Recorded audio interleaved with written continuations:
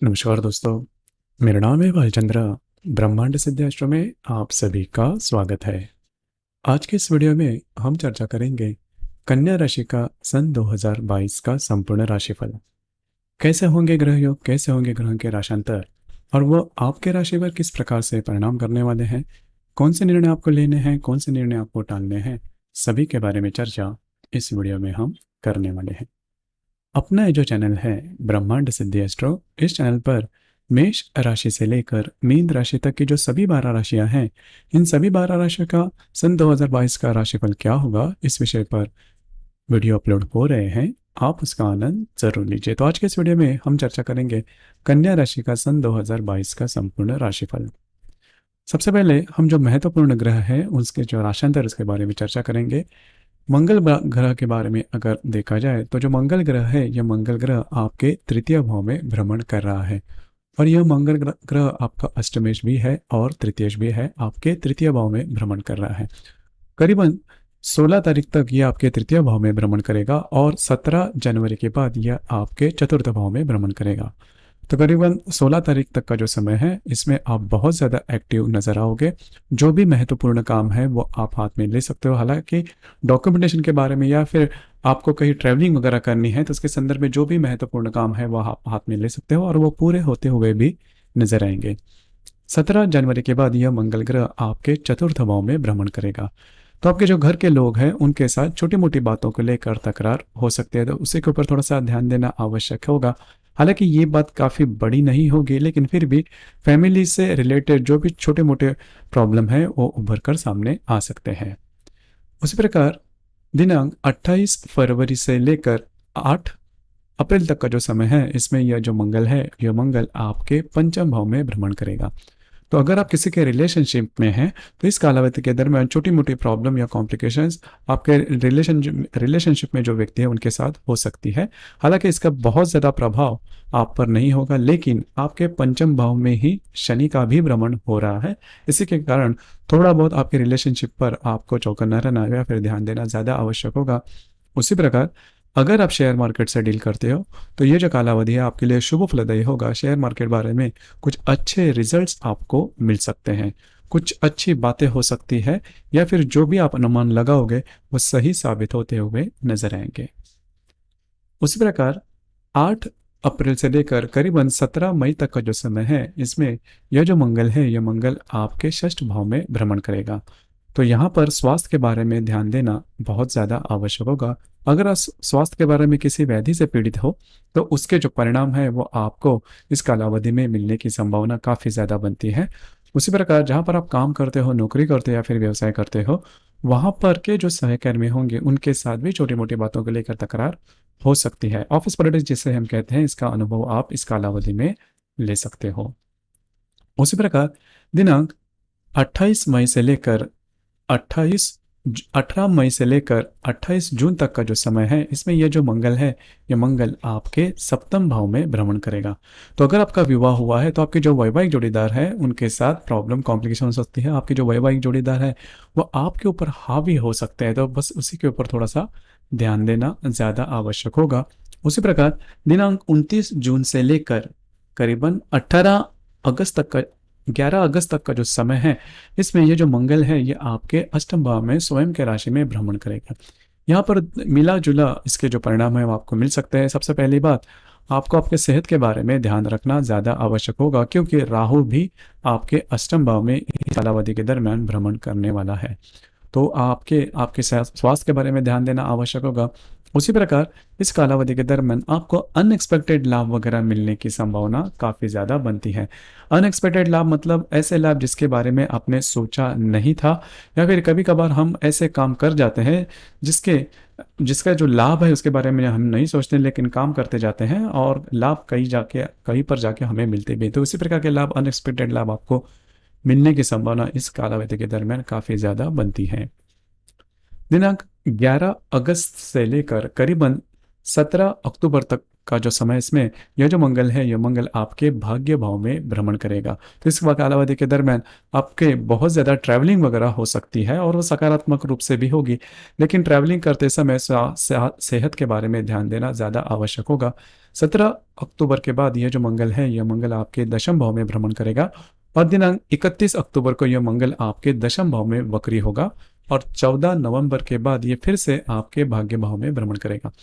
तो आपके दशम भाव में जैसे ही ये मंगल ग्रह 17 अक्टूबर के बाद आपके दशम भाव में भ्रमण करेगा, तो जहां पर आप काम करते हो, नौकरी करते हो या फिर व्यवसाय करते हो, वहां पर की जो परिस्थितियां है वो काफ़ी अलग थलग हो सकती हैं।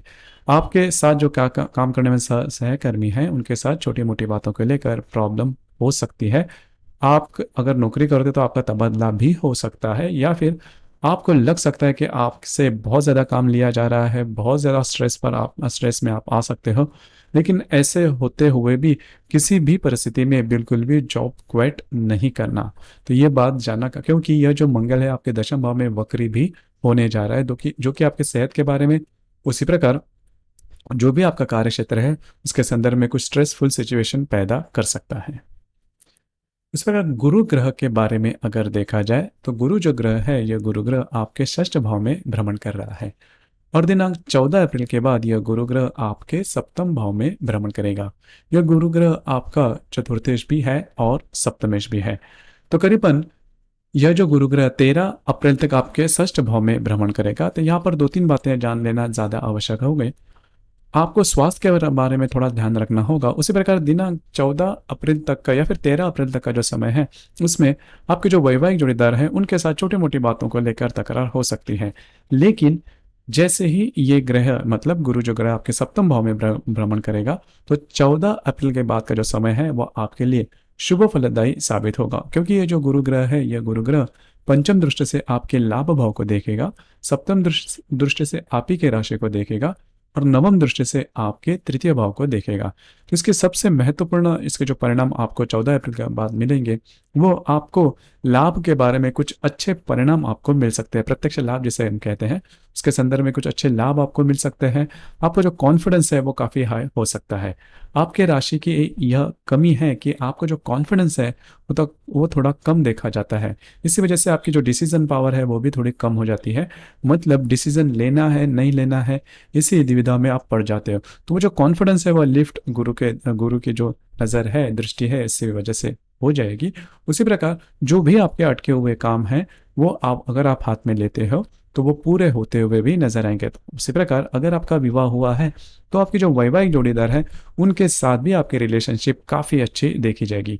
तो गुरु का जो भ्रमण 14 अप्रैल के बाद आपके सप्तम भाव में होगा, वो आपके लिए लाभदायी साबित होगा। यद्यपि यह जो गुरु है वह करीबन 29 जुलाई से लेकर 24 नवंबर का तो जो समय है उसमें वक्री हो जाएगा आपके सप्तम भाव में, लेकिन इसके कुछ अशुभ परिणाम आपको ज्यादा नहीं मिलेंगे। तो गुरु का भ्रमण 14 अप्रैल के बाद आपके सप्तम भाव में जो होगा आपके लिए शुभ फलदायी साबित होगा। उस प्रकार शनि ग्रह के बारे में अगर देखा जाए तो शनि ग्रह आपके पंचम भाव में भ्रमण कर रहा है और दिनांक 30 अप्रैल के बाद ये आपके षष्ठ भाव में भ्रमण करेगा। शनि जो ग्रह है ये आपके राशि के लिए शुभ फलदायी है, क्योंकि ये आपका पंचमेश भी है और षष्ठेश भी है। वो आपके पंचम भाव में भ्रमण करेगा, तो जो भी आपका कार्य क्षेत्र है, आपको किसी भी प्रकार के बड़े प्रॉब्लम कॉम्प्लिकेशंस बिल्कुल भी नहीं आएंगे। उसी प्रकार अगर आप किसी के रिलेशनशिप में है तो आपका जो रिलेशनशिप है वो काफ़ी बढ़िया चलेगा। उसी प्रकार अगर आप शेयर मार्केट से डील करते हो तो वहां पर भी आपको उसके जो आउटपुट है, उसके जो रिजल्ट्स है वो काफ़ी अच्छे देखे जाएंगे। यह जो शनि है, यह शनि ग्रह 30 अप्रैल के बाद आपके षष्ठ भाव में भ्रमण करेगा और वहां पर जाके दिनांक 5 जून को वक्री हो जाएगा आपके षष्ठ भाव में। तो वहां पर दिनांक 5 जून के बाद का जो समय है वो थोड़ा सा आपको सेहत के बारे में प्रॉब्लम दे सकता है, उसी के ऊपर थोड़ा सा ध्यान दीजिए। और दिनांक 13 जुलाई के बाद ये फिर से आपके पंचम भाव में भ्रमण करेगा और 23 अक्टूबर के बाद ये मार्गस्थ हो जाएगा आपके पंचम भाव में। तो मोटे तौर पर अगर देखा जाए तो शनि का जो भ्रमण है वो आपके लिए शुभ फलदायी ही साबित होगा। इसके बाद हम चर्चा करेंगे राहु के बारे में। राहु जो है वो आपके भाग्य भाव में भ्रमण कर रहा है और जो केतु है वो आपके तृतीय भाव में भ्रमण कर रहा है। दिनांक 13 अप्रैल के बाद ये राहु आपके अष्टम भाव में भ्रमण करेगा। जो केतु है वो आपके द्वितीय भाव में भ्रमण करेगा। राहु आपके अष्टम भाव में भ्रमण करते हुए स्वास्थ्य के बारे में ध्यान रखना बहुत ज़्यादा आवश्यक है।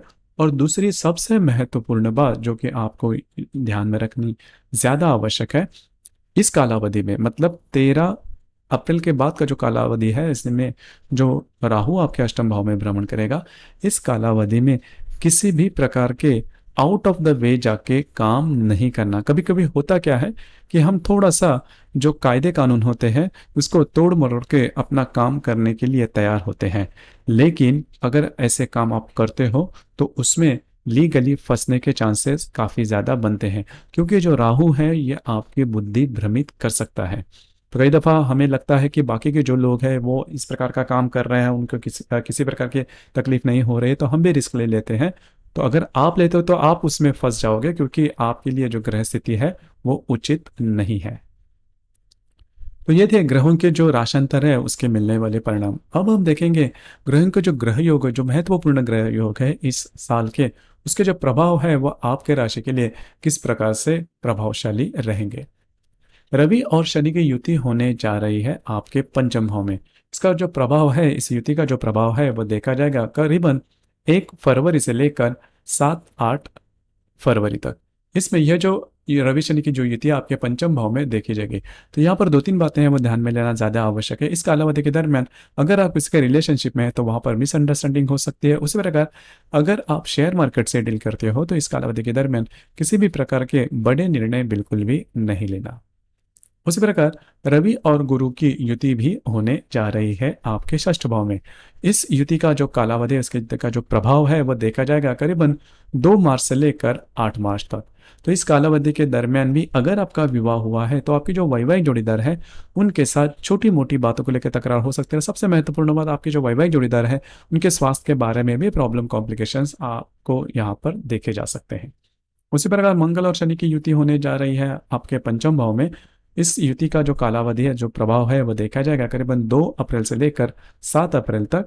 और इसमें अगर आप किसी के रिलेशनशिप में है तो वहां पर प्रॉब्लम हो सकती है और प्रॉब्लम काफ़ी ज़्यादा बढ़ सकती है। आपकी जो रिलेशनशिप है वो खतरे में भी आ सकती है, तो ध्यान रखिए। और जो स्त्री वर्ग जिन्होंने गर्भ धारणा की है उनके लिए ये जो कालावधि है पर्टिकुलर आपके लिए बहुत चौकन्ना रहना होगा। छोटी सी भी बात अगर होती है तो आपके स्वास्थ्य के लिए वो हानिकारक हो सकती है, तो डॉक्टरी इलाज करना बहुत ज़्यादा आवश्यक होगा। इस वक्त कालावधि के दरमियान किसी भी प्रकार के अगर आप शेयर मार्केट से डील करते हो तो बड़े ट्रेड निर्णय नहीं लेना। उसी प्रकार रवि और राहु की युति होने जा रही है आपके षष्ठ भाव में। अब यह जो युति है काफी ज्यादा महत्वपूर्ण है। इसका जो प्रभाव है वो देखा जाएगा 9 मई से लेकर करीबन 17 मई तक। यह जो प्रभाव है वो देखा जाएगा। स्वास्थ्य के बारे में प्रॉब्लम कॉम्प्लिकेशंस हो सकते हैं। हालांकि आपकी जो राशि है वैसे भी देखा जाए तो स्वास्थ्य के बारे में थोड़ा से आपकी जो इम्यून सिस्टम है थोड़ी वीक होती है। छोटी मोटी बातों को लेकर स्वास्थ्य के बारे में आपको स्वास्थ्य के जो प्रॉब्लम है वो देखे जाते हैं, तो इस कालावधि में थोड़ा चौकन्ना रहना आपको ज्यादा आवश्यक होगा। उसी प्रकार मंगल और गुरु की युति भी होने जा रही है आपके सप्तम भाव में। इसका जो प्रभाव है ये ग्रह योग का वो देखा जाएगा करीबन 27 मई से लेकर 2 जून तक। इस कालावधि के दरमियान आपके जो वैवाहिक जोड़ीदार है उनके साथ छोटी मोटी बातों को लेकर तकरार हो सकती है, लेकिन इसका जो प्रभाव है वो ज्यादा नहीं देखा जाएगा। उसी प्रकार दिनांक 1 अगस्त को मंगल और राहु की युति होने जा रही है आपके अष्टम भाव में। अब यह जो युति है वो भी आपके लिए थोड़ी सी प्रॉब्लमेटिक हो सकती है। ध्यान रखिए, स्वास्थ्य के बारे में प्रॉब्लम कॉम्प्लिकेशंस आपके साथ हो सकते हैं। और किसी भी प्रकार के, जैसे मैंने शुरुआत में कहा, आउट ऑफ द वे जाके काम नहीं करना। यह जो युति है इसका जो प्रभाव है वो देखा जाएगा करीबन 29 जुलाई से लेकर 3 अगस्त तक। उसी प्रकार रवि और केतु की युति भी होने जा रही है आपके द्वितीय भाव में। यह जो युति है इसका जो प्रभाव है वो देखा जाएगा करीबन 3 नवंबर से लेकर 7-8 नवंबर तक। तो इस कालावधि के दरमियान भी आपको किसी भी प्रकार की बड़ी इन्वेस्टमेंट नहीं करना। आपके सामने ऐसे बहुत से योजनाएं आ सकती है जो कि आप आपको वो पसंद आ सकती है और आप इसमें इन्वेस्टमेंट भी कर सकते हैं। लेकिन इस कालावधि में अगर कोई ऐसी बात होती है तो ध्यान रखिए, आपको बहुत ज्यादा चौकन्ना रहना होगा। उसी प्रकार शुक्र जो ग्रह है, यह शुक्र ग्रह आपके चतुर्थ भाव में वक्री होने जा रहा है और वो वक्री रहेगा करीबन 28 जनवरी तक। तो ध्यान रखिए, इस कालावधि में पैसे के मामलात में थोड़ा सा आपको ध्यान देना होगा। आपके जो घर के लोग हैं उनके लिए आपको खर्चे ज़्यादा करने पड़ सकते हैं, जिसकी वजह से आप वैसे देखा जाए तो आपकी जो राशि है वो थोड़ा प्रैक्टिकल है, तो पैसे अगर खर्चे होते हैं तो आपका मूड नहीं जमता। तो यही बात देखी जाएगी, तो थोड़ा सा खुद पर कंट्रोल रखना ज़्यादा आवश्यक होगा।